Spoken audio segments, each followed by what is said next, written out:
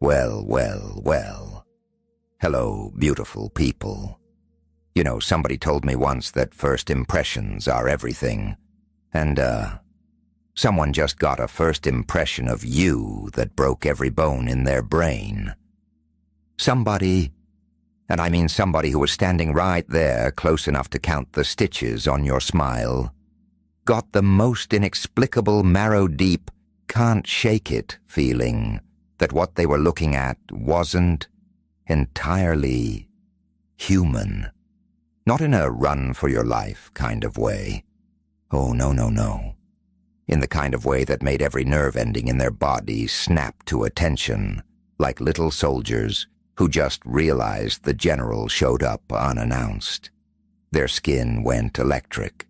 Their brain, that busy, noisy, self-important little brain, went absolutely silent for about 3 full seconds because their whole operating system just blue-screened, goosebumps, head to toe, instantaneous, and they still have them. They are shaken right now. Not because you did something wrong, wouldn't that be fun? And not because you said something strange. No, it's because they watched you shift. Right there, right in front of them. Your face rearranged itself. Your energy flipped like a coin that landed on a side nobody knew existed. Something behind your eyes tuned into a completely different station, and they saw it. They felt it. And now they cannot stop replaying it in their little heads like a joke they don't get, but can't stop telling. They saw you shapeshift. And what they don't know yet, what you are about to understand so much more deliciously in the next few minutes, is that what they witnessed wasn't a malfunction. It wasn't a parlor trick. It was your real secret power finally deciding that the curtain call was over and the real show had begun. Here's what tickles me. You've probably had this happen before. Maybe not exactly like this. Maybe nobody announced it to the room. But you felt that moment. That very specific moment where the whole atmosphere in the room just reshuffled around you. Where someone mid-sentence just trailed off. Like the words fell right out of their mouth and rolled under the furniture. Like something they caught in your expression just jammed their signal for a second. And you noticed. Oh, you always notice, even when you play dumb, and what a performance that is. You notice, because there is this part of you, this delightfully dangerous little part, that has always known, even when you couldn't quite name the tune, that you are not broadcasting on the same channel as most people. And I know. That might sound like something you've heard whispered in some fortune cookie philosophy. But stay with me here, because what I'm about to walk you through, it's going to land differently. What happened to that person, what they experienced when they locked eyes with you, is not something you can rationalize away with a nice little bow on top. And deep, deep down, beneath all that very convincing normalcy, you have been waiting, oh so patiently, for someone to finally say out loud what you have always already known about yourself. So, may I? Let me set the stage. You think you know? You have no idea. Don't read my book for comfort. Read it to snap. The Evolution of the Anomaly, the manual to your new self. Grab it from the description or pinned comment of this video. Now let's get back to why you're really here. You are in a conversation. Maybe it's someone you've known long enough to be bored of. Maybe it's someone you just met 5 minutes ago. Either way, they are talking. You are listening. And on the surface, perfectly normal, perfectly civilized. And then something happens inside you. Maybe something they said sank into a place where words don't usually reach. Maybe you went still in a way that most people simply don't have the depth to achieve. And they are mid-sentence and they just stop. Their eyes go slightly wide, not panicked, not hostile, just wide. Like they opened a door expecting a closet and found a cathedral. Like the person they thought they were having a pleasant little chat with just revealed a labyrinth they had absolutely no idea was there. And what they saw wasn't just your face shifting. It was something behind your face. It was like peering through a keyhole and realizing for the first time that the room behind it goes on forever. Infinite. Unmappable. And here is where it gets, interesting. Because what they saw wasn't shadow. It wasn't menace.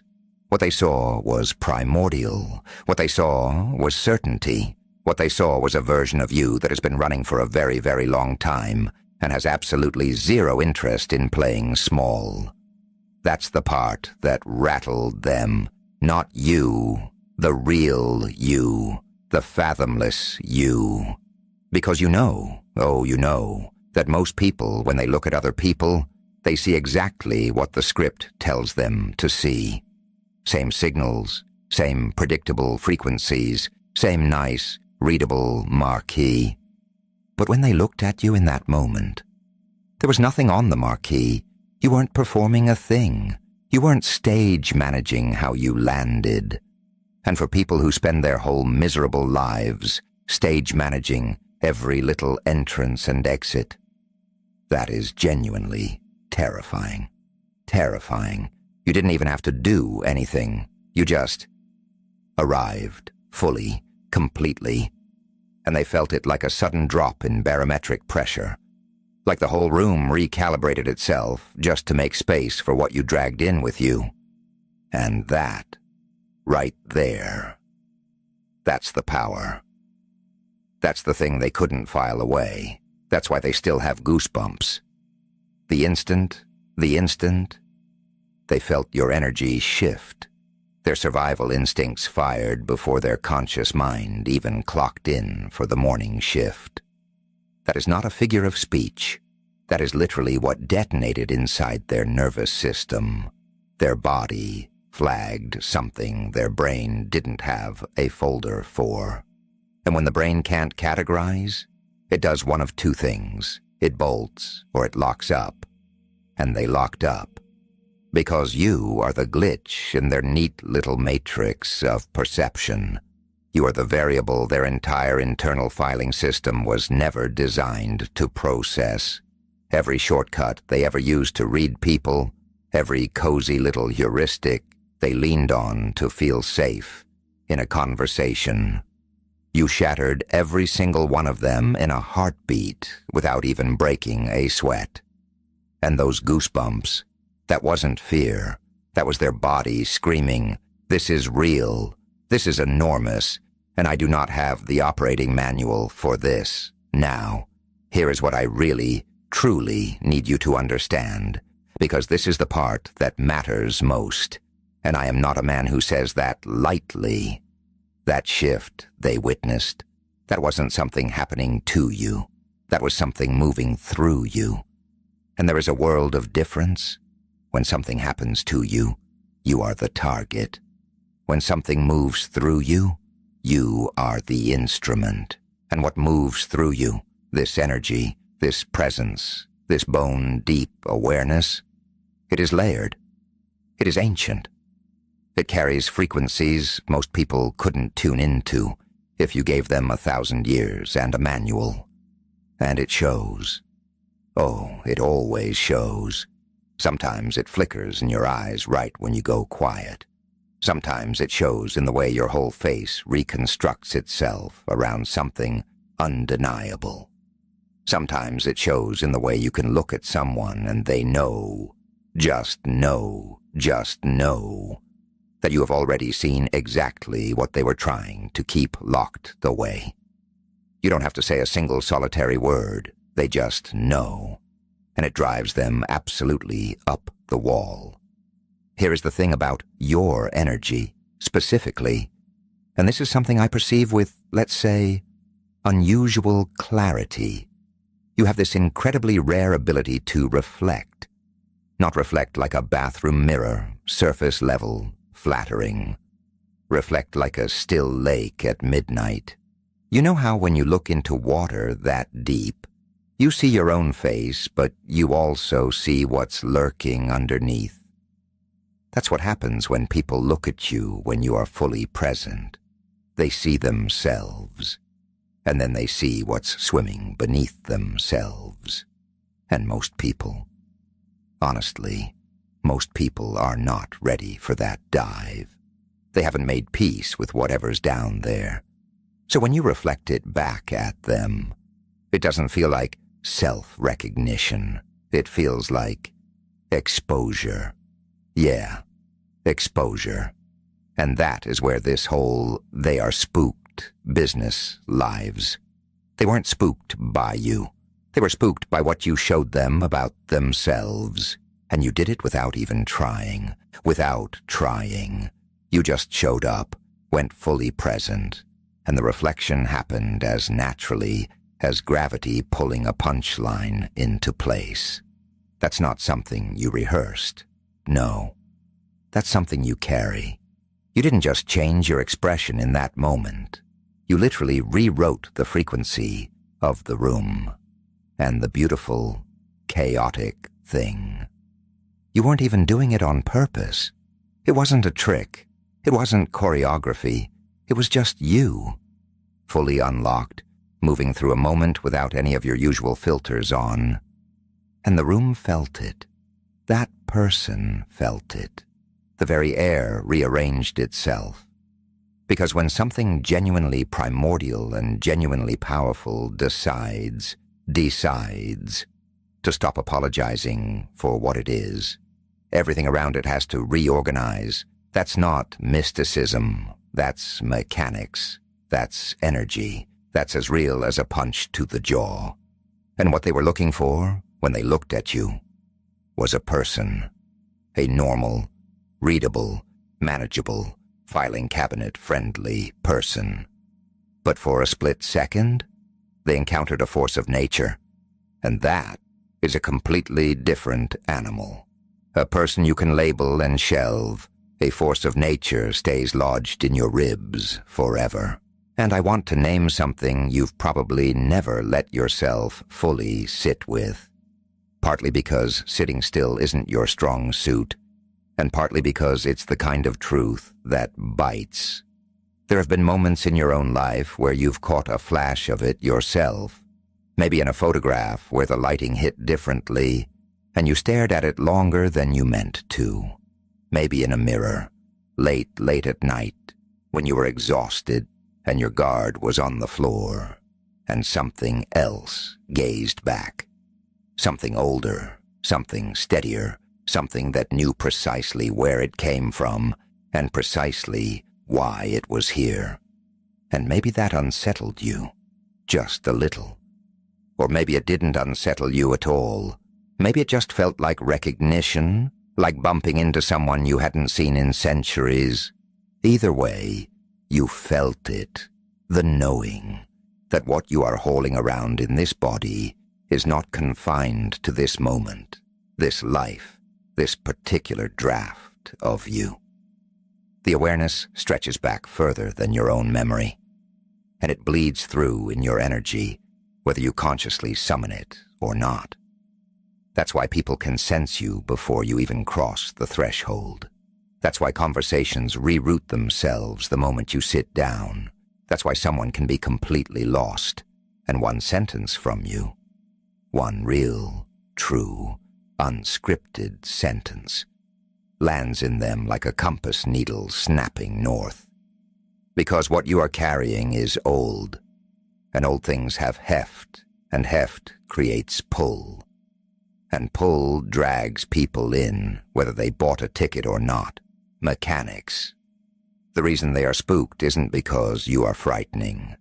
It's because they just realized that the little stage set they built their entire understanding of reality on. It's a lot flimsier than they thought. That is the real source of their discomfort, not you. The flimsiness, see, they constructed their whole worldview on the assumption that people are basically readable, basically predictable, basically operating on the same narrow little bandwidth of ordinary human experience. And then you walked in, and the whole construction folded like wet cardboard. And now they are standing in the wreckage of a worldview they didn't even know they were defending, going, wait, if that's real, what else is real that I've been laughing off? That question is uncomfortable. That question keeps people staring at the ceiling at 3 a.m. And you put it there. Just by being yourself, just by letting what moves through you actually move through you without shrinking it down to a dose that's easier for everyone else to swallow. Now, the person who witnessed your shift, I want you to picture them. They went home, and they could not let it go. It was stuck in a loop, spinning like a broken record. They kept replaying it, kept hunting for the rational explanation, kept trying to file it under something ordinary. And they couldn't, because there is no rational explanation that fully covers it. And what's really delicious is that some of them talked about it. They went to someone else, a friend, a partner, a bartender, whoever, and said, okay, I need to tell you something strange because I cannot stop thinking about it. And they described what they saw, and the other person probably said something like, huh, weird, or are you sure you're okay? But internally, they filed it away.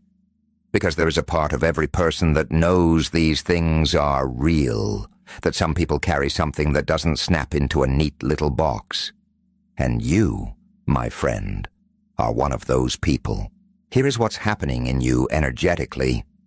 And I want to be surgically precise about this, because this part is important and precision is, shall we say, a hobby of mine. You don't have just one layer running at any given time. Most people do. Most people are exactly what you see. One signal, one frequency, one surface. Flat as a playing field, but you are running multiple layers simultaneously. And depending on what's in front of you, a different layer rises. Not fake, not performed. Genuinely different facets of an extremely complex and ancient energy rotating into position based on what the moment demands. This is why people feel like they can never quite pin you down. This is why someone will say, you seem different today, when nothing on the surface has actually budged an inch. It's not inconsistency, it is range. It is the kind of range that most people will only stumble across once or twice in a lifetime.